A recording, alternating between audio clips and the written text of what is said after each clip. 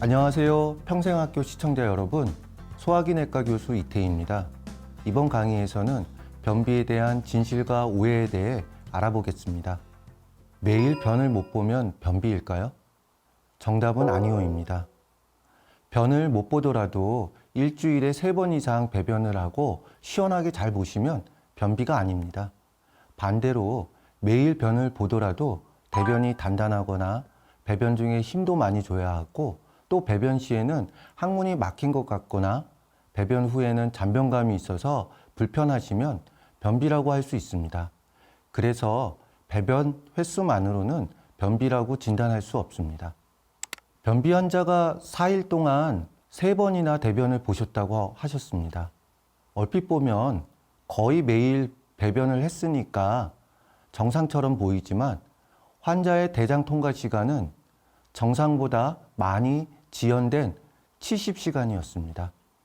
그래서 배변 횟수만 갖고 변비다 아니다 라고 단정할 수 없습니다. 술을 마시면 변을 잘 본다.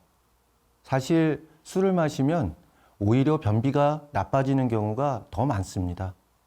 막걸리가 변비에 도움이 된다고 하셔서 막걸리를 많이 드시는 분들이 가끔 있는데요.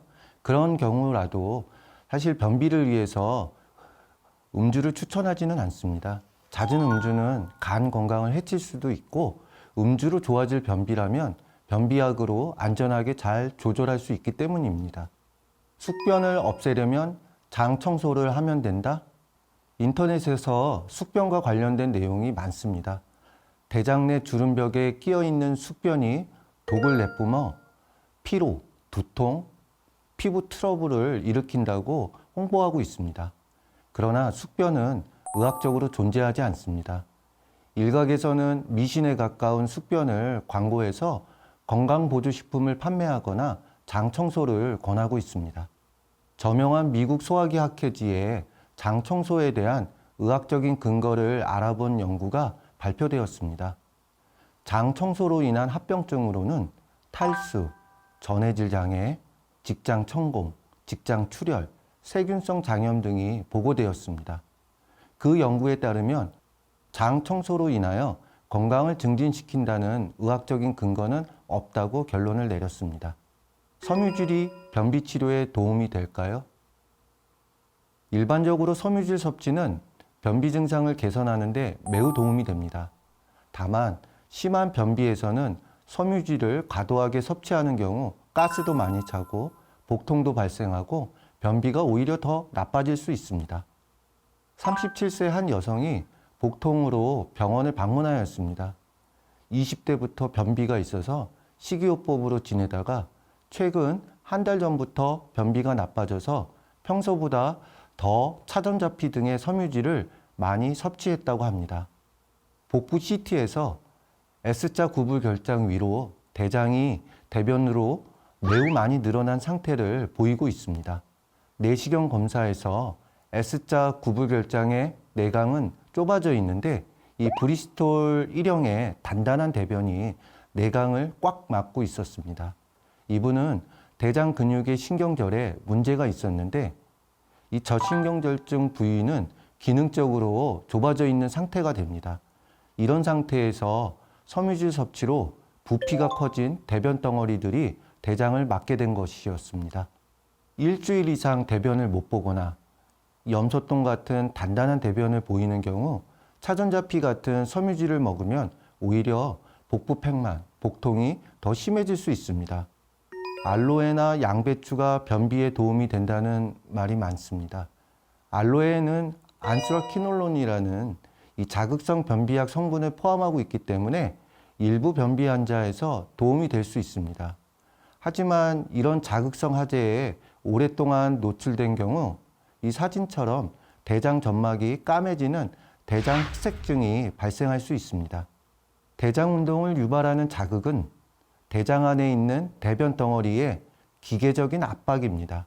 대변 덩어리로 인한 압박은 대장을 확장시키고 뒤쪽에서는 수축이 일어나면서 항문 쪽으로 밀려나갈 수 있는 추진력을 갖게 됩니다.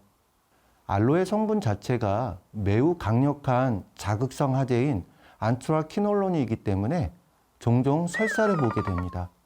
그러면 대변 덩어리는 없어지고 대장은 비어 있게 됩니다. 대장 운동을 유발하는 대변 덩어리로 인한 기계적인 확장이 없어지기 때문에 대장은 멈춥니다. 이런 점에서 알로에를 남용하는 경우 설사가 발생하고 이후에는 배변 반사가 억제되어 오히려 변비가 발생하는 문제점이 있습니다. 양배추는 고포도매 식품입니다. 포도맵은 발효당, 올리고당, 이당류, 단당류, 그리고 당 알코올의 앞글자만 따서 만든 단어입니다. 장에서 잘 흡수되지 않고 장내에서 발효되는 올리고당 성분은 대장에서 장내 세균에 의해 이 포도매 성분이 발효되면서 많은 양의 가스와 장액이 발생되는 특징이 있습니다. 이런 고포도매 식품은 변비형 과민성 장증후군에서 복통과 가스를 잘 유발하기 때문에 피하는 것이 좋습니다. 변비가 대장암의 원인일까요? 의학적으로 아직까지 변비가 대장암의 원인이라고는 생각하지 않습니다. 다만 대장암에 걸리면 변비 증상이 나타날 수 있기 때문에 변비를 대장암의 원인이라고 오해하시는 분이 많은 것 같습니다. 그래서 중년 이상의 성인에서 대변 굵기가 가늘어지거나 배변 횟수가 줄면 대장암이 있는지 복부 CT나 대장 내시경 검사를 받아보시는 것이 좋겠습니다. 변비엔 유산균이 답일까요?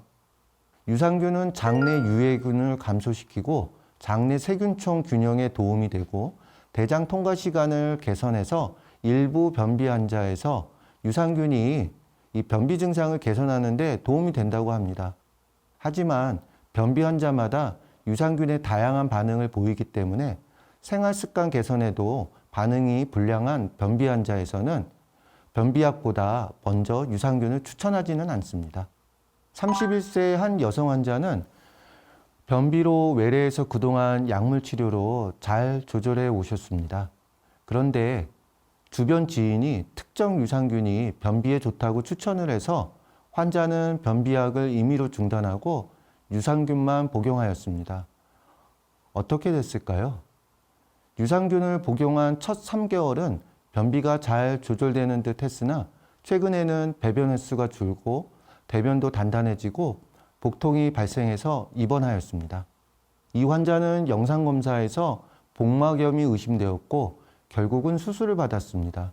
수술장에서 변비가 심해져서 발생한 대장 천공이 확인되었습니다. 식이요법이나 운동으로 잘 해결되지 않는 변비 환자는 유산균보다는 우선적으로 변비약을 복용할 것을 추천해 드립니다. 변비약도 오래 먹으면 내성이 생길까요? 변비약을 복용하시는 분들 중에 처음에는 잘 들었는데 계속 먹다 보니까 잘 안 듣는다. 내성이 생겼다고 하시는 분들이 참 많습니다. 하지만 사실 변비약의 내성은 원칙적으로는 없습니다. 변비약의 내성이 생겼다고 하는 이런 오해의 이유는 3가지라고 생각이 듭니다. 첫 번째는 변비약을 지나치게 많이 복용하는 경우입니다. 약국에서 파는 자극성 하제 같은 센 약을 복용하시는 분들한테 흔히 관찰되는데요. 그런 환자분들을 보면 변비약을 복용하는 동안에 브리스톨 6-7 같은 설사변을 자주 보시고 그럼에도 불구하고 변비약을 중단하거나 감량하지 않습니다. 두 번째는 복용하시는 변비약의 효능이 본인의 변비 상태에 비해 약한 경우입니다. 처음에는 변비약의 효능이 약하더라도 복용하지 않았을 때보다 상대적으로 대변과 가스가 일부라도 배출이 되니까 변비 증상이 개선되었다고 생각하십니다. 그러나 시간이 지나면서 곧 배변 횟수와 대변량이 점점 줄어듭니다. 그런데도 불구하고 처방받았던 변비약을 그대로 복용하시는 경우 아예 대변이 안 나오니까 내성이라고 오해하는 것 같습니다. 세 번째는 특정 이벤트로 인해 변비 증상이 일시적으로 나빠졌는데도 불구하고 변비약을 그대로 복용하는 경우입니다. 건강한 사람도 스트레스를 받거나 특정 음식에 의해 변비가 생길 수도 있고 항생제, 소염진통제, 근육이완제 등의 일부 약물 때문에 없던 변비도 생기기도 합니다. 특히 변비 환자는 이런 약물이나 스트레스 때문에 쉽게 변비가 나빠질 수 있습니다. 그래서 그런 변비 환자가 이 나빠질 만한 요인에 노출되는 경우에는 변비약을 증량하거나 추가해서 복용하셔야 하는데 그대로 복용하기 때문에 내성이라고 오해하는 것 같습니다. 오늘은 변비에 대해 잘못 알려진 상식에 대해서 알아보았습니다. 강의 내용을 정리해 보겠습니다. 숙변, 장청소, 알로에, 양배추에 대해서 오해가 많으신 것 같습니다. 섬유질이나 유산균이 변비 치료에 도움은 되지만 때로는 심한 변비 환자에서는 큰 도움이 되지 않는 경우가 많다는 것을 기억하셨으면 좋겠습니다. 감사합니다.